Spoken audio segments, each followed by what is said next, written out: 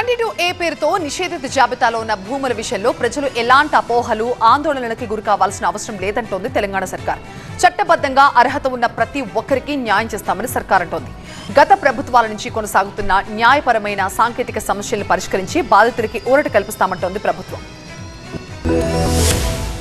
22A పాటు నిషేధిత భూముల అంశంపై హైదరాబాద్, రంగారెడ్డి, మేడ్చల్, మల్కాజ్గిరి, సంగారెడ్డి జిల్లాల కలెక్టర్లు, జిల్లా రిజిస్ట్రార్లతో మంత్రి పొంగులేటి సచివాలయంలో సుదీర్ఘంగా సమీక్ష నిర్వహించారు. ప్రజావాణితో పాటు కలెక్టర్లు, ఆర్డీఓలు, తహసీల్దార్లు, సబ్ రిజిస్ట్రార్లకు జిల్లాల వారీగా వచ్చిన దరఖాస్తుల సంఖ్య, వాటి పరిష్కారానికి తీసుకోవాల్సిన చర్యలపై సమావేశంలో చర్చించారు. భూముల రెగ్యులరైజేషన్ కు సంబంధించి గతంలో జారీ చేసిన జీవోలు, ఉత్తర్వులు, మెమోలు, భూసేకరణ ప్రొసీడింగ్స్, లేఅవుట్ అనుమతులు సహా అన్ని వివరాల్ని ఈ నెల 14వ తేదీలోగా ఆన్లైన్ లో అప్లోడ్ చేయాలని అధికారుల్ని మంత్రి ఆదేశించారు.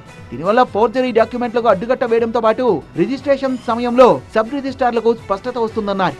ఏది అసలైన పత్రం, ఏది నకిలీ పత్రం అనే విషయాన్ని పరిశీలించేందుకు అవకాశం ఉంటుందన్నారు మంత్రి పొంగులేటి. మరింత పారదర్శకత కోసం పహానీలను కూడా సబ్ రిజిస్ట్రార్లు పరిశీలించేలా చర్యలు తీసుకుంటున్నట్టు పొంగులేటి తెలిపారు. ఆన్లైన్ లో అందుబాటులో ఉన్న వివరాల్ని సరిపోల్చుకున్న తర్వాతే రిజిస్ట్రేషన్ పై నిర్ణయం తీసుకోవాలని సూచించారు. వచ్చిన దరఖాస్తుల్లో ఏవి చట్టబద్ధమైనవో గుర్తించి వాటిని యుద్ధ ప్రాతిపదికన పరిష్కరించాలని కలెక్టర్లను ఆదేశించారు మంత్రి.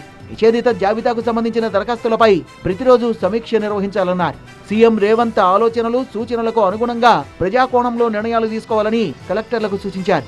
సమస్య వచ్చిన తర్వాత పరిష్కరించడం కంటే సమస్యలు తలెత్తకుండా చూడాల్సిన బాధ్యత కూడా జిల్లా కలెక్టర్లపై ఉందన్నారు. విధుల్లో చిన్న తప్పిదం జరిగినా కఠిన చర్యలు తప్పవన్నారు. సమస్యలు ఎదురైతే సబ్ రిజిస్ట్రార్లు జిల్లా కలెక్టర్ లేదా ఐజీ దృష్టికి తీసుకురావాలని సూచించారు. గతంలో నాన్ అగ్రికల్చర్, అగ్రికల్చర్, పిఓబి జాబితాలు వేర్వేరుగా ఉండేవన్న మంత్రి వాటిని సమీకృతం చేయడంతో కొన్ని ఆస్తులు నిషేధిత జాబితాలో ఉన్నట్టుగా కనిపించి రిజిస్ట్రేషన్లు నిలిచిపోతున్నాయని, అలా జరగకుండా ఆన్లైన్ లో అప్లోడ్ చేస్తున్న సమాచారంతో వివరాలని సరిపోల్చుకొని నిర్ణయాలు తీసుకోవాలని అధికారుల్ని ఆదేశించారు.